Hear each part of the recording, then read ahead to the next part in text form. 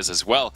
However, they haven't always been able to be consistent. They haven't always been able to put up the results. The only player on this team that's been very consistent for me has been PT Lamb. He's the player that is carrying these games when his team is falling a little bit behind and his team's win condition is dwindling towards the later game. So a lot of props to this player. And honestly, Rico Meza and Mowgli are showing up big this season too. They just need to be a little bit more decisive with their play and their strategies to be able to beat everyone else in the region, including SK and G2. Yeah, they just need to crank that dial another notch up. We'll see if they can do that this week going into G2. And you mentioned PT Lamb being this incredibly strong, consistent player. He's going to be our player to watch coming on into this series. And I think if you're going into the lane against Hondor, you're going to have to be that consistent player. You have to be kind of the cornerstone for Dynasty right now, because that is not going to be an easy lane matchup. And we're in a meta where the lane matchup can be won individually. Yeah, and PT Lamb is another one of these players that, you know, the hero pool can come into question a little bit. We know he has a very strong Celeste,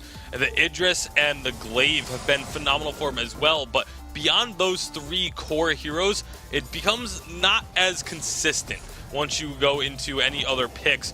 But speaking of the picks, that's going to be another question about this Dynasty squad, is what are they going to prioritize in draft? Because we saw yesterday 3 Rhyme games, three Rhyme first picks for them. That is something they have never done before. Usually their first picks are focused on PT Lamb, so you don't really know what to expect once we get into the draft. Yeah, it's going to be very difficult to predict. Zoro, what is your expectation when we start to talk about the draft? Like, is this Rhyme still going to be first pick? If you're G2 coming in, do you just ban the Rhyme to start off just to try and throw a curveball yourselves? I mean, you definitely can do it, but I think what the most contested pick, in my opinion, is going to be Kestrel in between these two laners, because Hondor plays it really well and Merciless plays it really well. When G2 don't get a Celeste composition, or when they don't get a Vox Fortress composition, they tend to go for either the Kestrel or the Idris in that lane so that Hondor can carry with his late game potential. So a couple of really high priority picks in the lane between these two laners. Yeah, very high priority picks in the lane. And I mean, that's the matchup that I'm going to be keeping my eyes on as we head on into this draft. Grace going to be the first ban,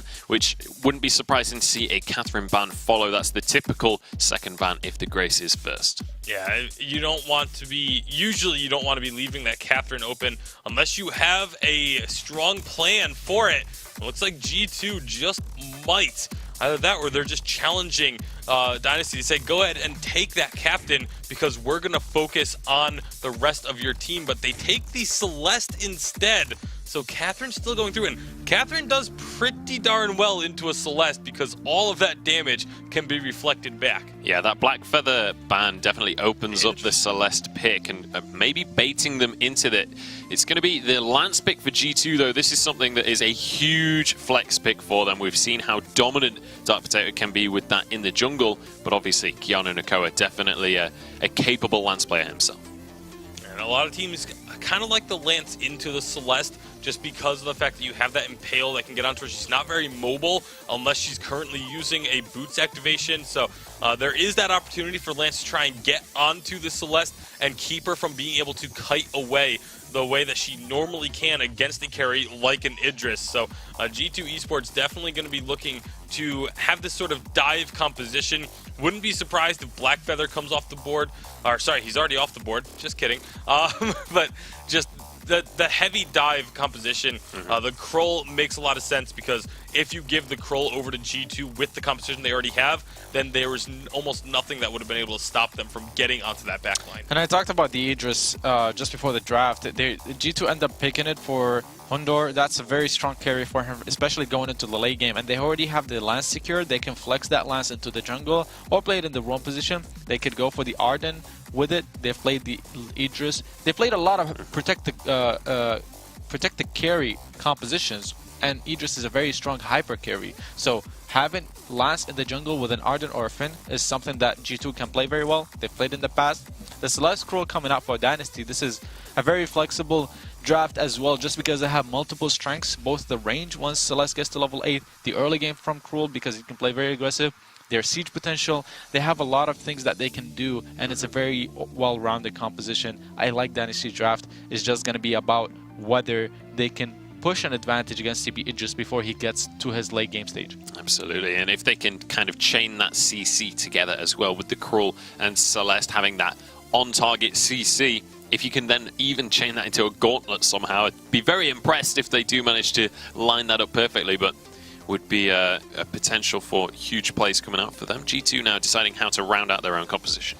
And they're going to go for this Glaive, so that's going to almost certainly push the Lance into the captain role, with Glaive being in the jungle, but again, it's just all about diving the Celeste. That's exactly what G2 wanted to do. As soon as Celeste is first picked, you know your composition needs to be dive the Celeste, take her out. And I think the Black Feather ban may have been a bit of a bait by them to try and get that Celeste pick to come through, because they still feel confident with their composition to be able to dive onto the Celeste and take her out. But PT Lamb is a very capable Celeste player. Not only that, but they do have the Lance and the Crew, which are two of the best heroes for peeling off for Celeste. So I actually like Dynasty's composition a little bit better than G2's. It's just going to be about execution. Yeah, we'll see if they are going to be able to peel for that Celeste, or whether it's going to be G2 diving onto that. It's interesting to see this the other way around to what you would expect. Hashtag Vainglory8, let us know what you're expecting coming on into this series. But it's time to jump on into our second semi-final. It's G2 going up against Dynasty. It is a rhymeless game here for Dynasty X Scoundrels. We jump onto the Halcyon Fold for our second semi-final. G2 have been performing so strong in this autumn season, but are seconded to SK. The spring champions of 2017 also want to make a bid for that single European world spot, but first they have to go through Dynasty. Yeah, this is a team that has been getting better and better over the course of some of their disappointments from the Unified Western Live Championships. I think most European teams at the top level have been trying to say, well, things have been going wrong for us since then. North America beat us harder than they beat us before. Something has definitely gone backwards. You just feel the sort of improvement coming out from these guys. Dark Potato's going to be on the Weapon Power Glaive. There was an inkling in draft that he could be on his Weapon Power Lance, but I get the feeling that they just didn't expect Dynasty to first pick Celeste, and now they've had to try and rejig their draft to associate and be able to deal with it. Lamb had a pretty good performance on a number of heroes, one of them being Celeste, and they are going to get that central triumph for their troubles, which is going to go over to Rickameza. Yep, and Rickameza now wanting to continue pressuring, just stalking the bushes, recharging his passive consistently, but oh dear, that's Mowgli completely caught out, and I don't think he can escape either. Now Rickameza has to be the one to run away against a fairly high amount of CC. G2 going to be backporting here to make sure that they can catch Rickameza on both sides. Rickameza surely looking just to escape at this point from Hiano Nakoa, who only has Impale, so doesn't really have the CC to keep him knocked down. Rickameza may be able to steal one. He does, in fact, and gets that healing tree. And Dark Potato now going to struggle, perhaps, to take him out as the healing flask gets popped, and Rickameza stacks up those weakness stacks onto both targets. Here comes Hundor from the lane, Mowgli rotating as well. It's a 2 versus 3, one that Rickameza will just be left to die in. 2 kills to G2. That was really nice balancing of the Cruel weakness stacks. You know, Cruel at level 2, very difficult to play into for a lot of heroes. Really wonderful balancing from G2 to just try and drop those weakness stacks, get out of smite range, bring another person in to start tanking the Cruel up, and eventually the rotation of Hundor allowed them to rotate their weakness stacks across all 3 heroes and eventually pick up the kill onto the Cruel there. So just nice balancing, nice micro play from G2 in that specific circumstance. Dark Potato's picked up 3 weapon blades as well, so looking to have big early punches in the early game. I'm wondering whether he'll go towards a tension bow, just to put pressure onto PT Lamb, or we might see him go towards the Sora blade, which is generally a little bit more standard for that glaive in the weapon power build path. Yeah, just stacking weapon blades, as you mentioned. We'll get an inkling as he converts them into a 6 sins and gets some shielding for himself. So, not really a definitive item purchase there, but one that definitely confirms it will be either Tension Bow or Sora Blade. So, Detective It's going to be one of the 2, Dalsy. Currently, Dynasty putting a lot of pressure down. I think maybe this is lending itself towards a Tension Bow, especially against PT Lamb. There's a bit of a jungle brawl opening up here as Rickameza gets stunned. Yeah, it does get stunned, and oh gosh, he's taking so much damage. PT Lamb not really able to do much here. G2 easily going to deal with the Crew, and now they're going to continue falling forward. Hiano Nakoa skates his way over towards Mowgli, and Mowgli should go down. will try to give the kill over to Hundor, and they're able to do so. 4 kills to G2 and Dynasty, attempting so hard to have impact in the early game, but realistically they're just giving gold over to G2. This is the story of G2 as well from this season, that their early game, especially Dark Potato and Keanu, has been really shored up. They have been super able to deal with any adversity thrown at them in the early game. They've been aggressive where they can be. This is just a different G2 from what we've seen previously. The old G2 sort of factory settings, if you will, was default to Hundor carries us. Now you are getting a lot of good synergy and early aggression and work between Dark Potato and Keanu in the early game, and you're seeing it pay off in absolute spades. The gold lead is very even right now, and I think that's probably due to PT Lamb having a 15 CS advantage and an actual CS advantage going over to as Dark Potato just sets up yet another kill onto Mowgli, who's been a literal punching bag this game for G2. And it is going to be the tension bow, by the way, Dowsey, so it is going to lean towards that piercing spear going towards the tension bow. Aha, the piercing spear. There we go. That is an item that we can draw conclusions from. Cruel, once more, attempting steals. Rikimeza this time will be denied. Has been Hundor rotating quite frequently, which has allowed PT Lamb to secure himself a 10 CS lead. However, Rikimeza has to be careful that he doesn't give too much gold over to Dark Potato, who has finished his tension bow. PT Lamb has the Frostburn, Hundor with a Shadow Glass here. There's a lot of lockdown on G2, which means that if Hundor can land a single Chakram, then the Shadow Glass is going to lend itself to a lot of damage. G2 really looking to burst someone down. Yeah, it's all about a burst-orientated sort of team-fight approach here for G2. The tension bow, the Shatterglass, that Chakram, and Afterburn setup is going to be pretty huge if they can lock that onto PT Lamb, who is yet to pick up a reflex block. Mowgli yet to pick up a fountain, but as is Keanu. The things in terms of actual item advantages in these team fights is fairly even as Hundor throws a Chakram out, attempting to catch PT Lamb on the return. Doesn't quite get it. And with that advantage in lane right now, PT Lamb, and advantage 10 CS in the jungle for Rikimeza, actually Dynasty are in a good sort of position in terms of their own gold worth. So, you know, whilst G2 have had some really great early brawls, they've had some sort of very effective team fights, have really converted it into a tangible lead in their favor. And Dynasty have just said, okay, we've been losing these fights, but you know, with PT Lamb's been farming better than Hundor. Somehow Rikemeza's been out farming Dark Potato. We're pretty happy with this. Yeah, just every time he enters the jungle, he may lose his life, but he steals a camp away with it. Means that that's a camp. Dark Potato's not securing himself. The Dynasty have shored themselves a little bit, meaning that these 5 kills effectively mean nothing, but great fantasy stats for some of these players. G2 currently in a position to push onto the turret. Dynasty have been caught a little bit out of a rotation, will be coming back to their turret, but it's so low and Chakram just does so much damage, about 600 with the 2 pass-throughs. That should be turret going over to Hundor, though gets stunned up. They're going to try and convert it into a kill. Solar able to secure it. Turret for a kill, and now Dynasty going to try and push G2 back so that they can get themselves a turret of their own, and Dynasty are able to do that. Then it's not a terrible trade to allow that turret to go down. No, and with 2 melee heroes trying to achieve this, it'll be very, very quick attempt by Dynasty. They're going to pop the fountain as well. This is going to be G2 in no man's land right now, Dowsey. Able to escape with an afterburn. Dynasty taking the gold lead for themselves by 400 gold, despite the fact that they've given up kills. Currently, if we look at where everything stands, that's a breaking point finish for Rikimeza. Tasty Bacon will be rolling around in cringe. Doesn't like it. The breaking point first item. We'll have to see how Rikimeza is able to make it work.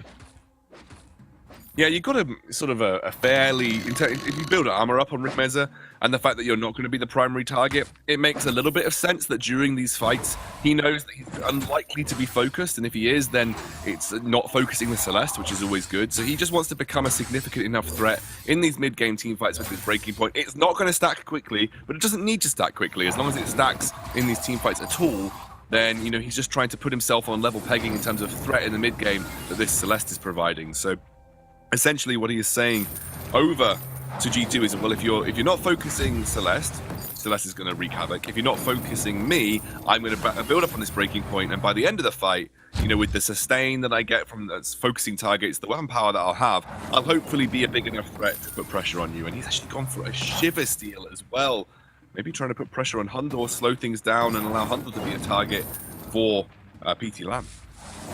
Dynasty have a very interesting style where Ricameza just provides a lot of utility for the team, has a ability to become a carry threat as well, and PT Lam, fairly mechanical god that he is, able to provide the carry his team needs. Mowgli has Gauntlet available and currently looking to try and find a Gauntlet that catches Hundor out of position.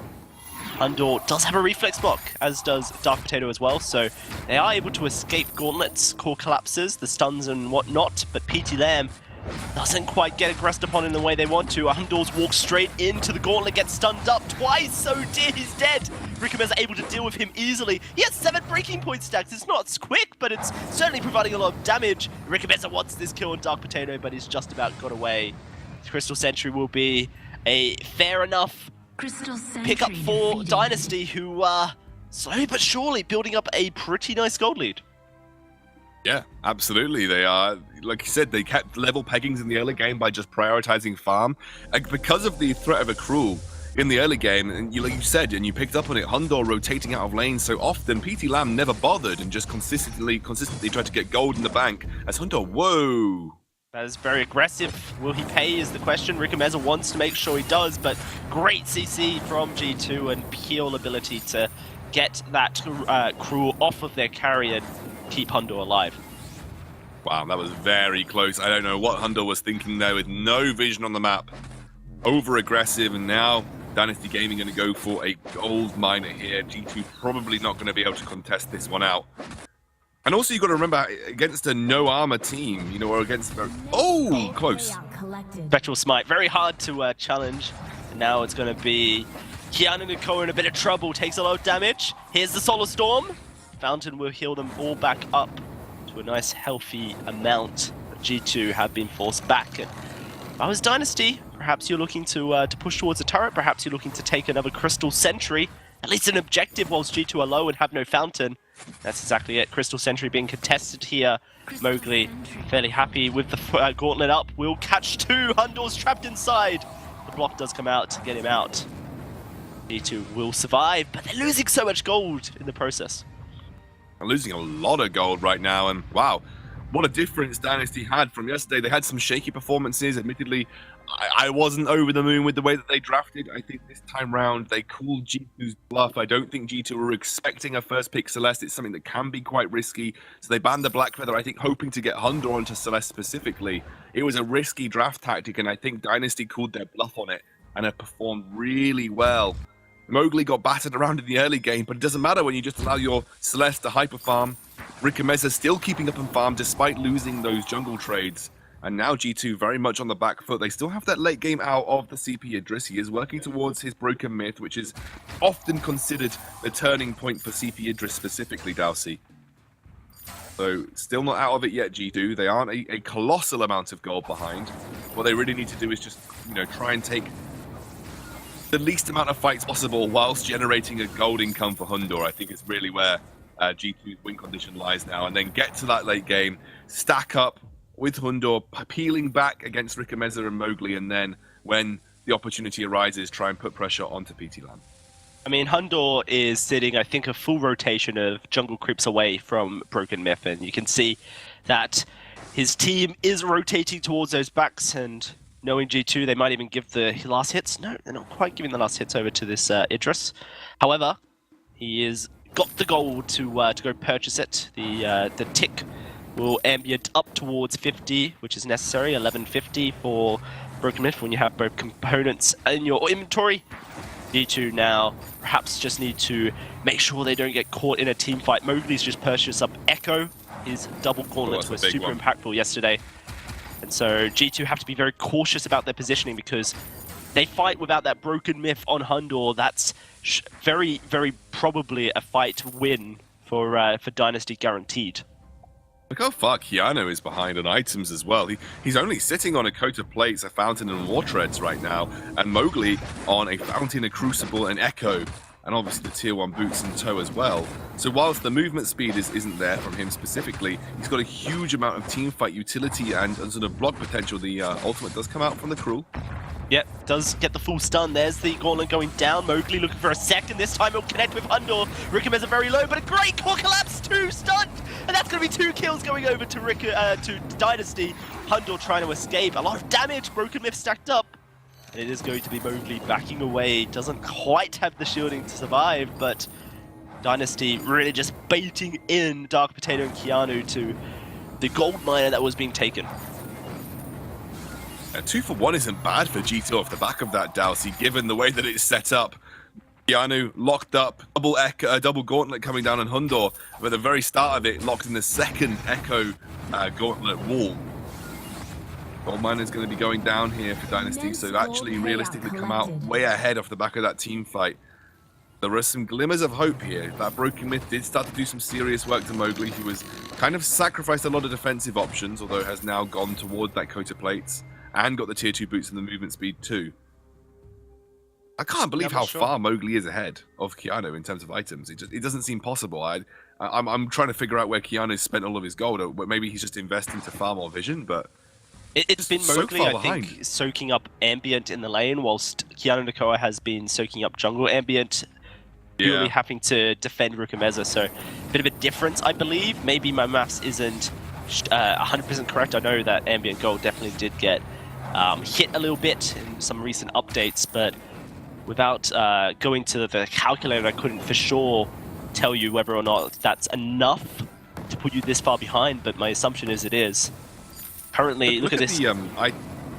So I was going to say, look at the defensive itemization from PT Lam and Rukameza as well. You know, realizing that realistically, you only care about Hundor. Both of them very heavily investing into an Aegis, and it's not often that you see Aegis. Whoa, max range! Max range. Hundor gets stunned up, uses the Shimmer Strike defensively. Now he's on the other side, but a gauntlet goes down. PT Lam taking a lot of damage. PT Lam trying to escape. Turret will take him to a point that he does not want to be at, but Hundor will get smited. And oh dear, look at G2. They cannot fight a crew at this point. So low. Rukameza says, I threaten you to come close to me. Instead, it will be Dynasty heading towards the jungle here to take yet another Crystal Sentry for themselves. G2 want to defend this, but can they do it is the question. Keanu Nakoa takes a bunch of damage. Keanu Nakoa gets smited away. And Dynasty say, see ya, we'll take the Crystal Sentry as well. One for us as well.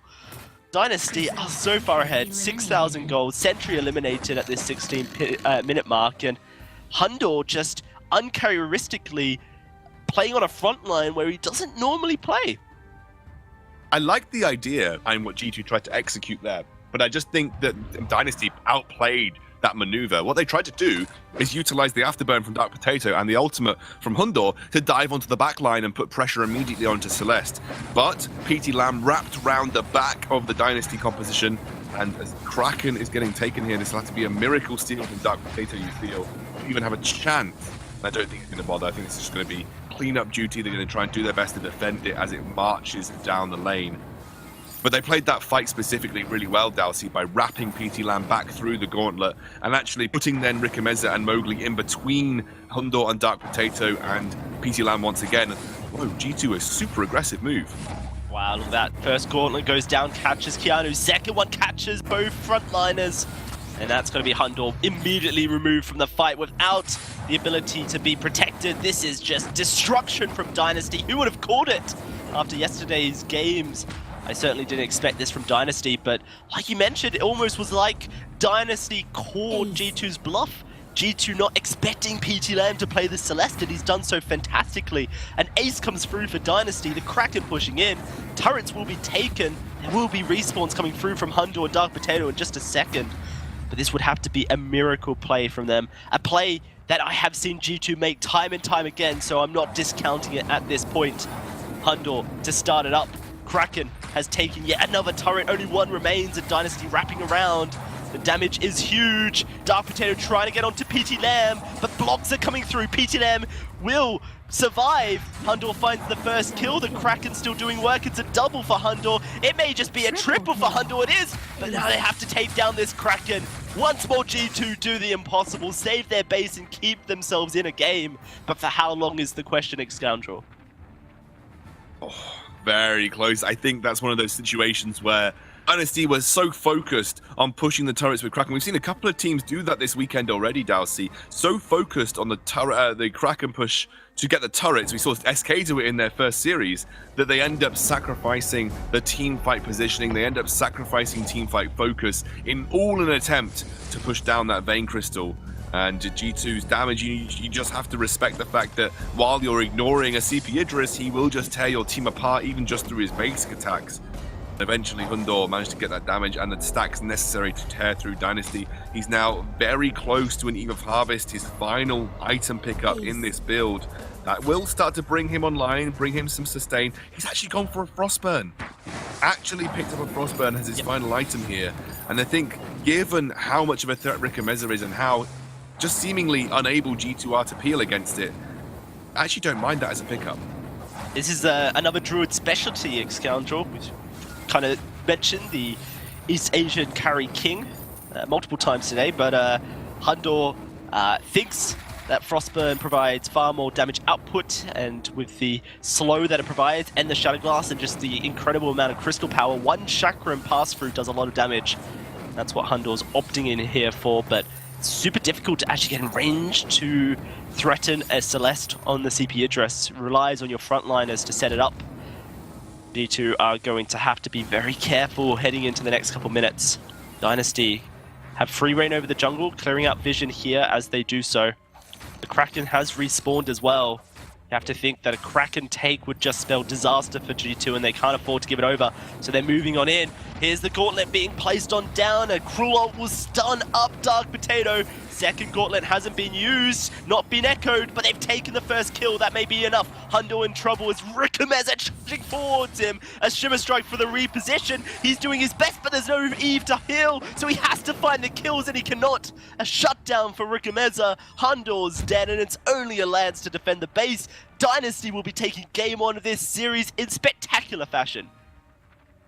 Yeah, really well played. I think they called that bluff on the G2 draft and played the rest of the game so well. Some of the early game, G2, it felt like they were taking advantage. We mentioned how G2 had been changing their game style to have a bit more early aggression, but by rotating Hunter out of lane so often, PT Lam was able to farm up so well. Rikameza wasn't too dissuaded with some of those early deaths, as he was just able to keep level on farm. And remember, this whole composition is realistically about the output of a Celeste in the late game, and just very well executed from Dynasty. Move on in this series. Dalsy, G2 probably going to have to go back to the drawing board. They have got A side, so won't have to do any fancy tricks, but you know, you lose that B side counter pick now, and they have to take this win. We'll have to see what they decide to pull out of the book. Scoundrel heading towards game 2. I'm sure we have a desk eager to sink their teeth into it, so let's hear their thoughts. Certainly eager to talk about this one, as Dynasty are going to be able to take a victory here. Solid performance coming from them. And honestly, beyond like the 12-minute mark, Dynasty were just absolutely in control of the game. I don't think we visited their half of the map beyond the 12-minute mark there. Yeah, I mean, this was... They allowed them to get this Celeste. They almost dared them to take the Celeste, and Dynasty said challenge accepted. And PT Lam showed up huge on this Celeste. PT Lam really showed up. This guy is doing amazing right now, and there's no sugarcoating. He's really carrying Dynasty right now, especially on that Celeste pick. Once they got to his level 8, their aggression just became so much better because they had that clear range advantage. They took objectives, gold mines, turrets, crystal sentries, and they just snowballed the game. Yeah, I mean, let's take a look at a replay that happened around 13 minutes on into the game. This was Dynasty starting to put their foot down as they managed to get themselves a double kill. And up until this point, it had looked like this was going to be all G2, but then all of a sudden, again, just the double gauntlet stunning up Hundor on the backlines, preventing him from being able to deal the damage. And look at where PT Lam is. There's nobody close to him. He's just able to freely output this damage and just tears through the front line of G2 without any sort of fear for his own safety. And this was a theme throughout the game. Cruel Dynasty did a great job of forcing G2 to focus Cruel rather than dive on Celeste. And that's when their comp is the best, because Celeste at that point is just free to deal damage from the backline. G2 needed to completely ignore Cruel and just go on Celeste if they wanted to win. And it's really hard to do that against the Cruel. And that's why I said during the draft that I liked Dynasty's draft a lot better and their composition. And I think that was the biggest reason to why they won this game. Absolutely. Let's take a look at the next replay. This was kind of a sequence of events that kind of shaped the way that this game was panning out. Dynasty start off with a Kraken. Yeah, they have the Kraken, and then there's the Engage, and another double gauntlet comes out. And this is the thing about these double gauntlets. You know, a lot of times when you think double gauntlet, you're like, oh, it's a chance to get 2 stuns as they're trying to run away, but you can also use it the other way to protect. There's every time in these fights, there's 2 gauntlet walls between the members of G2 and PT Lamb on the Celeste. It was the placement of these double gauntlets when they came out were really, really well placed by Mowgli in order to both be aggressive and defensive at the same time. Yeah, absolutely. And then they continued to try and push on with this Kraken. Wasn't quite enough to end the game immediately, though. I mean, they didn't really end the game here, unfortunately, because G2 were able to come up and clean up before they were able to finish, but they ended up the game later on. Again, the double gauntlet, like you said, Tasty Bacon, the echo coming out from Mowgli is just provides so much different playstyles. You can peel with it or you can engage with it. And if Cruel is engaging and then the double gauntlet coming out, that's so much CC that G2 have to get through to get to the Celeste, and that's why she was able to be free to deal the damage. There's a really great sequence that just happened in that replay down at the bottom that I don't think gets enough credit. It's something that doesn't actually impact the outcome of the game at all, but there's Glaive Afterburns. Celeste puts down a core collapse. Glaive then can't actually complete the afterburn because he's going to get stunned. So he takes the time to walk off the core collapse, and then the reflex block comes out from PT Lamb to prevent the afterburn from being able to stun him. And he held on to it knowing that either Glaive was going to get stunned or he was going to have to delay the actual hit on the afterburn because of the core collapse. So a very small little interaction there that it doesn't mean a whole lot, but it's really cool to see just that the level of awareness that these players have. It's always great to see great mechanical plays coming out from these players. Let's take a look at the final replay of this game. This was just Dynasty winning yet another fight, another great gauntlet from Mowgli, and then a victory. You can see here the Cruel engaging, then the gauntlet dropping, and CPA just can't get through all of that CC. Neither can Glaive, neither can Celeste. And Celeste is just in the back line, able to deal that free damage. And one thing that we have to mention more is the fact that Celeste would have never been able to carry if she never was even in CS. So the early game went horribly for Dynasty. Actually, they gave up 4 kills by playing too aggressive because they were not coordinating the different sides of the map. They were invading in the jungle when the lane wasn't pushed up. If you want to invade in the jungle, you need to coordinate with your laner. You need to make sure that the lane wave is pushed in all the way so that you don't get out rotated and you get collapsed on as a team. And that's what happened for Dynasty. They fell 4 kills behind, but PT Lamb did so well staying even and ahead in CS. Actually, he was above 15 CS ahead, and that's why G2 managed to come back later and use the Celeste range advantage once she was level 8. Absolutely. Now we need to start to talk about the draft. We need to get on into game 2 of this series, and I feel like the focus of this conversation has to be on this Celeste first pick. It was kind of baited out, but then it just worked wonders anyway. Is that the same? Obviously, they're swapping sides now. I'd expect the Celeste not really to be the same focus in this way. Yeah, very likely not to be. It could be banned away first on A side by G2, though, just because it then opens up the draft that much more, because now Dynasty has to choose, do they ban away the Grace or the Catherine? But there's a lot of windows of opportunity for the side of G2 if they do take that Celeste ban. I would not be opposed to a Celeste first ban for them. No, I wouldn't either. I mean, if they focus on PT Lamb in the draft, that's clearly the strongest player on G2's side or Dynasty's side. So if they take him off of his most comfortable heroes, they can hurt Dynasty a lot in the draft. Yeah, they certainly can. I mean, that's something that we've been talking about a lot, especially with middle-of-the-table teams, is some of them kind of rely a lot more. Rhyme first ban coming out from G2. Yes. Banning away the Rhyme, and then Dynasty banning the Celeste, because I was actually going to say right before we got in that, you know, they could not ban the Celeste and then first pick it themselves, because Hundor is also an exceptional Celeste player, but both teams heavily respecting each other's picks and taking the Rhyme and the Celeste off the board. Now, the Black Feather is something that we saw Dark Potato playing yesterday to great success as well. This netted him an MVP in their series yesterday. So I'm excited to see this coming out once again. I'm excited to see this aggressive version of Dark Potato. I mean, you're right, Munchables. While Hundor has played Black Feather in the past, and most likely it will be going on Dark Potato, depending on the compositions though that will be coming out from Dynasty. They have multiple options to go with here, and I was gonna say Reco Meza did a great job in the team fights period of the game on that Cruel. So giving Cruel again to him is going to allow Dynasty to again play aggressive. Hopefully they play aggressive better this time in the early game and not give up 4 kills, instead get advantages. And then later on in the team fights, Reco Meza can do the same thing he did last game and have a lot of success on Cruel. Well, Grace and Catherine are going to be banned away, but this time it's in the second rotation of bans. It's the ones we usually see up in the first. But now Dynasty have to decide what direction they want to go around this Crawl pick, whether they want that to be the focus of their draft or whether they want that to be protecting a carry. Right now they can either go for a carry to secure something that's really strong, or as I was just about to say, they can go for the Arden, which has been such a big pick for them in that captain role, to leave their carry as the last pick so they can counter whatever comes out from G2 Esports. And when you leave your carry as the last pick, it's such a great feeling for whoever is playing that role, because now you see the entire composition. You can see what exactly is going to be coming after you, and you can go like, okay, this is the hero that I can outplay with, or this is the hero that I can avoid all of the CC with, for example. Yeah. So it's a great feeling for PT Lam, and since he's the carry for this team, I actually expect this to work well for them. CP Idris and Lance come out.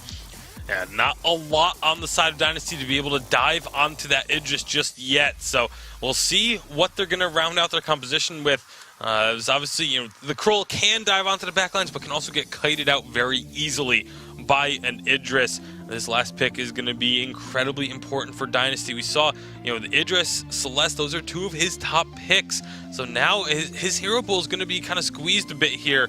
Maybe they could go for, you know, something like another one of those melee laners just into this composition. It could work, because then everyone except for the Idris is going to be melee. So it's at least melee or short range. But I feel like they're going to want something that has a little bit more range, just to be able to play a similar style to what they did in game number 1. If they go to what they have played in the past, it's going to be either a Vox or a Kestrel. The only problem with that is it's going to be a double weapon power composition with Cruel. Although that works fairly well, it's not the best. Kestrel, however, is actually a great matchup against CP Idris, because she matches her range and she has a lot of crit damage, and Idris generally is very squishy because they go every Idris CP goes a lot of defense, or a lot of offense, sorry, until they finish their offensive items, then they start getting defense. So the Kestrel does come out, like I said, and is going to end up being a composition where they can play really aggressive, siege turrets, especially once Cruel gets level 6 to try and get a kill with a gank, and then snowball the game that way. All right, we'll see if that's going to be how this one pans out. What are you expecting to see here, Bacon? Yeah, I'm expecting the same thing. A heavy aggression in the lane. Try and choke out this Idris. Prevent him from getting his items as long as you possibly can. And in the meantime, this Kestrel is going to be able to just put so much pressure onto the turrets and onto these objectives. This should be a way for Dynasty to just completely make that Idris a non-factor until it's too late. All right, we'll see if they are going to be able to do that. Obviously, this Idris pick going to be a huge focus in this series. The laners have been a huge focus in this series. How do they protect this Idris to make sure that he can get to the late game? I mean, they're just going to have to make sure that Dynasty doesn't get ahead from sieging the turrets. And honestly, they don't have a great comp for that, because Blackfeather doesn't have too much fighting potential unless Lance is going to be able to land great roots when they fight on lane. All right, we'll see if Lance is going to be able to get that CC down. It's time to jump into game number 2. Hashtag Vainglory8 is where you can get us on Twitter. It's time to see if G2 can come back in the series, or if Dynasty are looking at a 2-0. G2 looking to come back like Munchables stated, but Dynasty upsetting the norm here in Europe, really wanting to fight for a world spot themselves. I believe Araki Zoro said, Xscoundrel, that if they make it to the finals this week, they will throw themselves up into 3rd position. That's where they want to be if they want to start climbing the ladder to get into 1st. Yeah, and Dynasty are one of those teams that are floating around in terms of performances have been amazing, performances have been lackluster, but right now they're taking it to one of the best teams in Europe. They've already got a 1-0 advantage. They're going to go double weapon power here, though, Dowsey. So we're going to see a PT Lam running a very aggressive weapon power Kestrel, limited defensive itemization, and then Reco Meza, who's already shown that he isn't sort of going to go shy away from something like a Bonesaw. So we might actually see a bit of prioritization in sort of armor shredding coming out of the Dynasty Gaming roster here. Although you don't necessarily need it with Power Kestrel. Like you said, the East Asian build of weapon power Kestrel these days pretty much blanketly includes a Bonesaw in the field just to be a bit more versatile. So they might likely see multiple forms of weapon armor shred coming out from this double weapon power composition from Dynasty. Yeah, and if it's not a Bonesaw, it's going to be a tension bow, which is heavily prioritized in Europe regardless, just for the extra burst damage that your auto attacks can output when you pair it with a bit of crit as well. G2 looking to set up on something onto PT Lamb, who doesn't have active camo yet, has gone for a double Glimmer Shot start on his Kestrel. Instead, we do see Rikumeza securing the Elder Treant and now moving into Dark Potato's jungle. Hundor once more will roam down immediately. Dynasty are now going to just walk away from this. B2, Shire, Impale don't actually have much chase potential on this CP Idris weapon power Black Feather to begin with. So Dynasty fairly comfortable to do this, just move on in. The glaive was kind of the reason that they were able to lock up a crew for so long, was they had double CC, but not so much anymore. And I think Dynasty will be a little bit more successful in their invades going forward, Xscoundrel. Yeah, you also don't want to match a Cruel into Weapon Power Black Feather early on, especially before Weapon Power Black Feather gets his sustain behind him, because it's just a matchup in terms of dueling a melee to melee. You're never going to win as the Weapon Power Black Feather, so you just have to be very careful about approaching a Cruel in the jungle. You'll see Rikumeza searching for opportunities here. Dark Potato has started up this central Treant, but an early rotation coming out. This time it looks like Dynasty may be rotating for a fight. PT Lamb's coming, but Rikumeza's taking a lot of damage. Hundor the main focus. Impale will root him. He needs to smite something for some health. He's already used that smite, so he doesn't have the ability. Instead, pops a flask and just about escapes due to the help of a Vanguard. Now Dynasty looking to take this tree. Keanu Nicole wants to steal it, but I doubt he will. Impale not connecting. Keanu Nicole will go down. First blood goes over to Rikumeza. And it just seems a little bit ridiculous to challenge a Cruel at a smiting war when his Spectral Smite just does so much damage to the neutral camps of the game. Dynasty haven't finished their invade either. They're looking for more. Gonna get rooted if he's not careful, Rikumeza, so has to back up, and he just steals that one away fairly effectively, but now has given up his life. Not entirely sure if that was worthwhile. I guess that will be up to Rikumeza to decide. Yeah, but the lane pushing of PT Lamb here means we're going to lose a couple of minions for Hundor, who is, again, falling behind PT Lamb. You know, this is something that we saw from last game, and it was something that Dynasty punished so well, was the fact that Hundor was so quick to rotate out of lane to help his team in sort of the early duels with Rikumeza, and that just allowed PT Lamb the freedom to farm and push on the Celeste. He is just doing the same thing on this Weapon Power Kestrel, just pushing the lane, getting that farm advantage, very happily sitting at a tidy gold barrier over Hundor himself. And again, it puts Hundor behind specifically, and one of the late game bailouts of PT used to be the fact that Hundor was a monstrous late game mechanical carry. And by putting him behind in the early game, because you're bringing him back down to defend against this new aggression that Keanu and Dark Potato have adopted, it does mean you are slightly sort of hamstringing Hundor in terms of his progression in the game. Do you like the way PT Lamb, very happy to just sit back in the lane and allow Hundor to push on into him. Hundor once more going the Shadow Glass. There's the Sorrow Blade finish for PT Lamb as well. Dark Potato will be going towards a Sorrow Blade, but he is sitting 700 gold away from it, so has to farm up. Rikumeza has the gold to convert his components into a Tension Bow when he decides to do so. This is a lot of aggression coming out of G2 to push the turret. The Glimmer Shots clear it fairly quickly, but a good amount of damage has been done by Hundor already. Something that Dynasty do have to respect is their sieging ability with the Idris.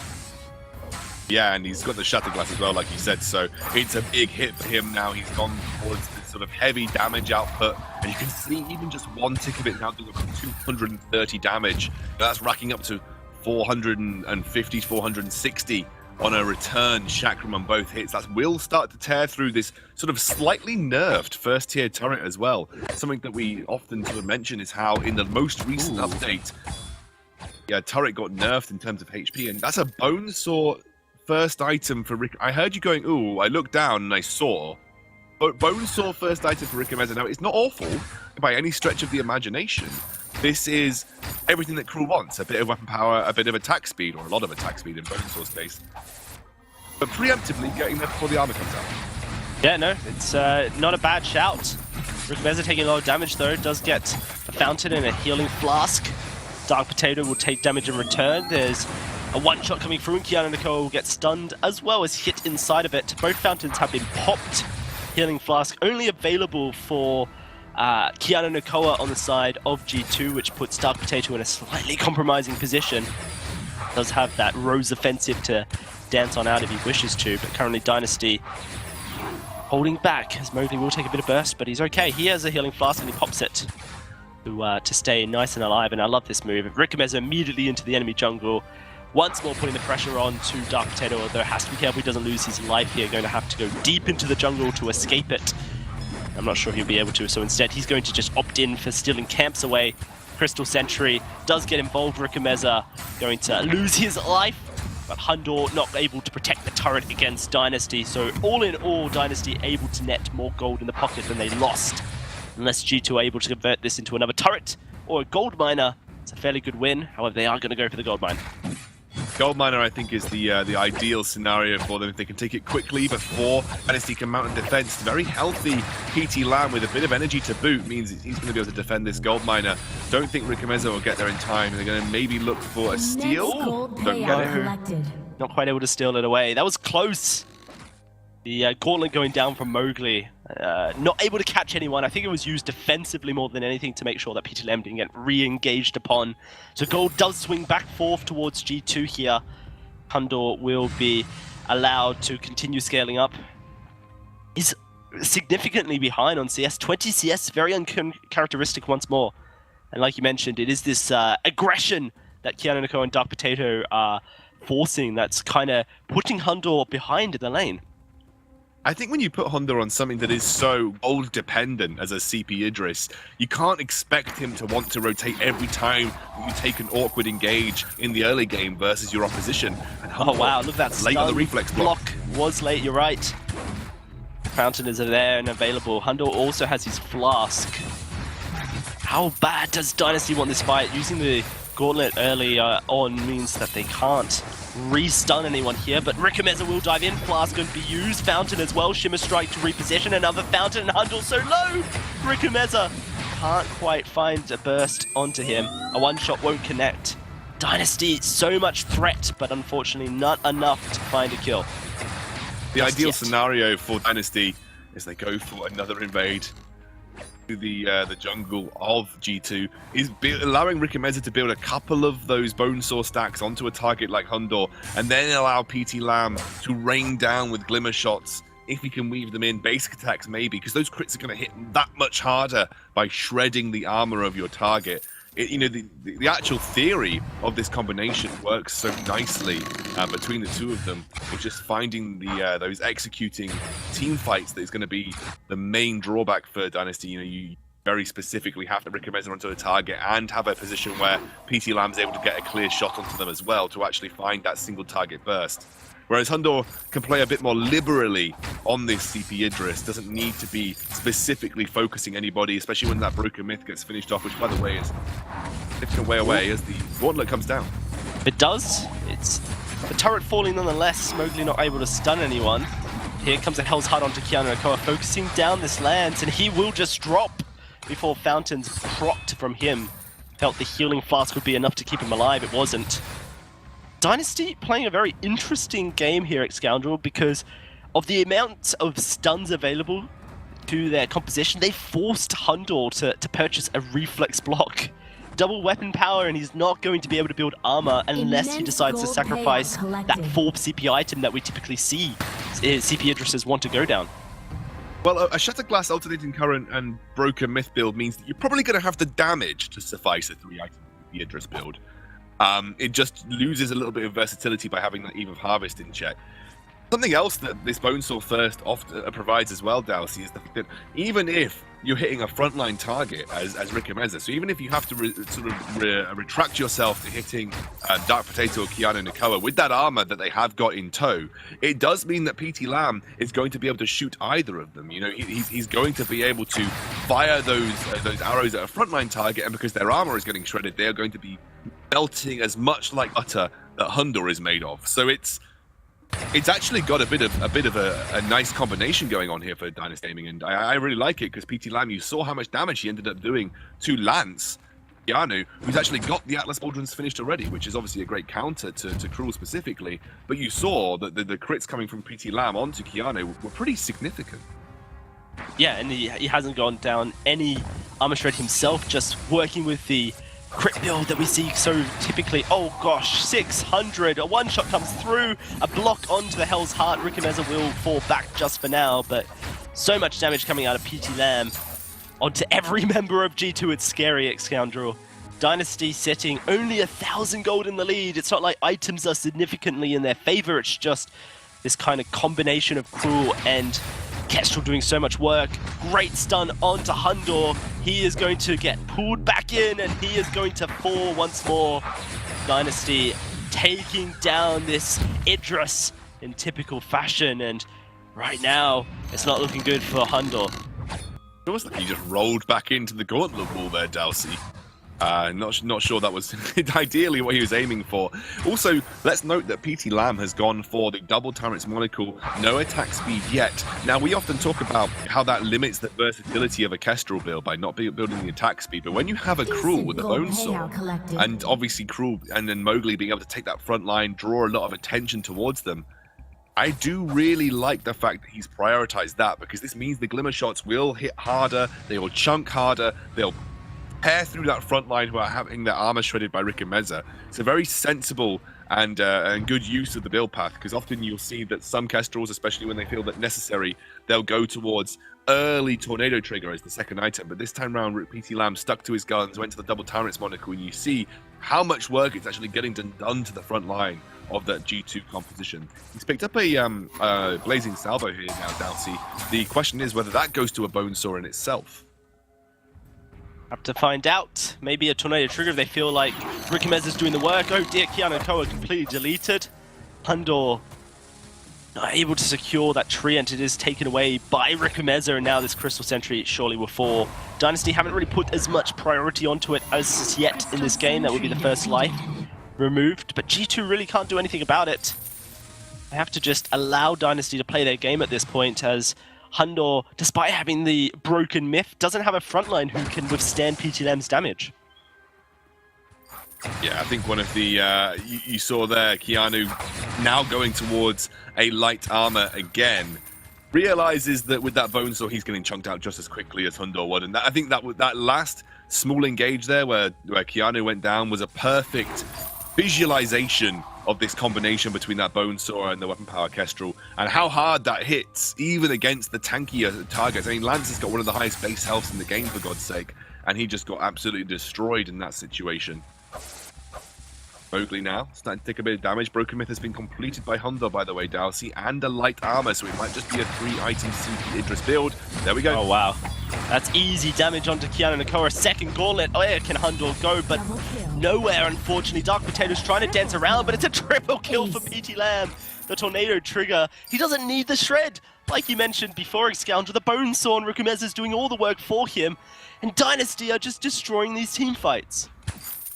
Oh, and you know the beauty of this composition as well, Dalsy. The first target that Ricomeza locks on, because of the Bone Saw and the Shiver Steel, it doesn't even matter who that target is. That's why he just used the Cruel ultimate there. Because right now, you could literally hit any single member. Maybe Dark Potato is less attractive because of the Rose Offensive, but any single member of G2, and because of this combination now that Ricomeza has set up with PT Lam, all of them just get melted. Every single member of G2 is going to get melted in an instant, and it's just beauty because it makes the composition so simple to pull off. There's no fancy tricks about it. It just hit who's in front of you, and the great thing about compositions like that is sometimes the ease of composition to pull off gives you a better win condition, and that's what Dynasty you're seeing here from these guys. Yeah, starting up the Kraken here. D2 very swift to come in and make sure it doesn't easily go over to them. In fact, they're continuing the Kraken, but they have to be careful. Ricomeza has come back into position. PT Lam is there as well, and the Kraken dances around as Dynasty keep it alive at this half health. They want to start another team fight. Mowgli 5 seconds away from a gauntlet as well. It won't be echoed. because the Echo hasn't quite hit its cooldown, but maybe it's enough to start up a team fight. Hell's Heart blocked up, great Giffian War, but he gets stunned in the gauntlet. And oh dear, Dark Potato's already dead. Hundor to escape with the reflex block. Now they just turn towards. They don't. Hundor went back in, and it's just a triple kill for PT Lamb once more. I thought Hundor was going to escape, but yes, either way. Towards death right there. When it happens like that, Excandrel, PT Lamb is just looking like a monster. Dynasty going to easily take down a choke point turret. The Kraken is being completed by Rikameza. It's going to be able to walk straight into the basin. Dynasty will just look to finish the game off that. I mean, Dynasty have played like a team possessed in this series. They have looked incredible. They brought out something slightly new and interesting, different builds as well. And again, this combination is just so beautiful to behold, because the funny thing about a Cruel is that when you have a Cruel and he's ahead or he's doing well, or even if he's just even, he demands some sort of attention. And often because Cruel is the one that's leading the charge right up in the enemy team's face, he demands the initial focus. So if Rikameza is demanding the initial focus from G2 and getting those... Wait, I'm going to sneeze. Oh, Scandal sneezed. Watch out, guys. I'm good. Oh, it's a stun on to Hundo as well. And oh dear, it's Dark Potato dead. No, it's Kiana Nakoa, but it doesn't really matter because everyone on G2's dead. Only Dark Potato remaining, and a one-shot will find the kill. It's a nightmarish PT Lamb Kestrel. It's Dynasty taking down the spring champions of G2. They're going to be joining SK in the finals, Scoundrel. Wow, what a performance from Dynasty. Incredibly dominant. And I just love the way that they ended up playing this game. It's very unique. Not often do you see kind of builds coming out. Obviously, PT Lamb following something pretty standard, but Rikameza with his build specifically, you know, very, very unique Bonesaw first. I really love the prioritization on Armor Shred just to give him and PT Lamb essentially a free shooting ground of the G2 competition. Doesn't matter if it's Hundor, doesn't matter if it's Keanu, doesn't matter if it's Dark Potato. They're all the same when they have those Bonesaw stacks on top of them. I think the Dynasty definitely the deserved team going through, and PT Lamb, just as Iraqi said, just unbelievable performance this series, really stepping up to that carry play. Yeah, it really did. PT Lamb 11-0-2. Fantastic stuff from Dynasty all around. And a new challenger enters the fray against SK in the finals. Let's hear from our desk on that. Incredible series coming out from Dynasty Gaming right there. 11-0-2 on PT Lamb. Back-to-back triple kills later on into the game. This was an exceptional performance out of him individually and out of the entire team as well. Mowgli had some incredible double gauntlets in that game as well. I mean, this was an unbelievable performance out of Dynasty. Yeah, absolutely incredible. I mean, PT Lamb was the player to watch, and with good reason. He was a joy to watch in this series.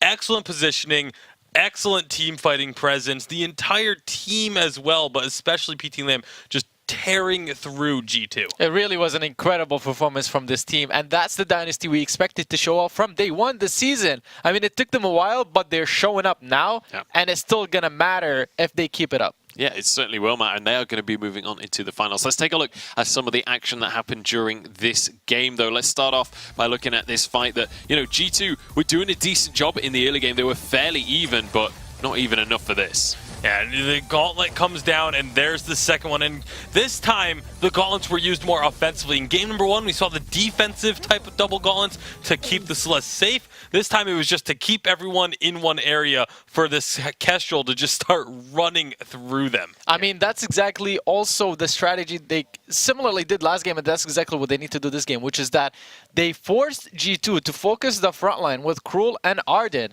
and that just allowed Kestrel and PT Lamb to rain hell freely, and that's like it worked so great for them. Yeah, and he just destroys the health bars so fast. You can't allow the Kestrel to have free reign for even just a few seconds, or you will lose the fight. We saw the exact same scenario happen just a couple of minutes later on. This was the back-to-back triples I was talking about as PT Lamb once again just cleans up the fight. It was a beautiful block from Keanu, but exactly the same scenario. The gauntlet drops, the Cruel goes in, and G2 have to focus the front line. They can't ignore Cruel and go on Kestrel, and that just allows Kestrel to continuously deal the damage.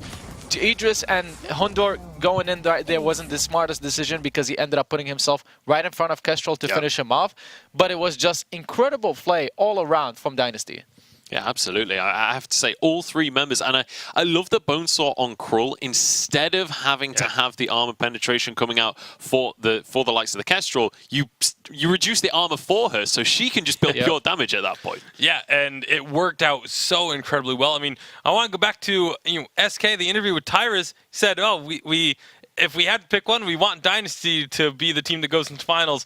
I wonder if he's questioning that one right now, because the way that this series looked, I would not want to be playing against Dynasty playing the way that they are this way. I mean, Tyrus has got his wish. Let's take a look at the last replay in that game of how the side of Dynasty were able to just finish things off in this one. This was just the close-up fight because they were pushing with a Krull. They were really far ahead in gold to 8k gold lead at this point. It was just cleanup work and they finished the game afterwards.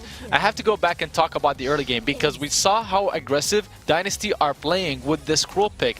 They got the first blood, then they pushed in, and that was the only mistake they did in the early game because they pushed in while not being coordinated. I talked last segment about how you need to be coordinated, and when they were coordinated, Kestrel and PT Lam were able to punish the Hundor rotations to help his jungle, and that's how PT Lam gets so far ahead in CS and got such a gold lead that translated into items that made a big difference in teamfights. So the aggression coming from Dynasty, this is an aggression that we haven't seen in Europe yet, and it's just playing perfectly because they're allowing PT Lam to scale.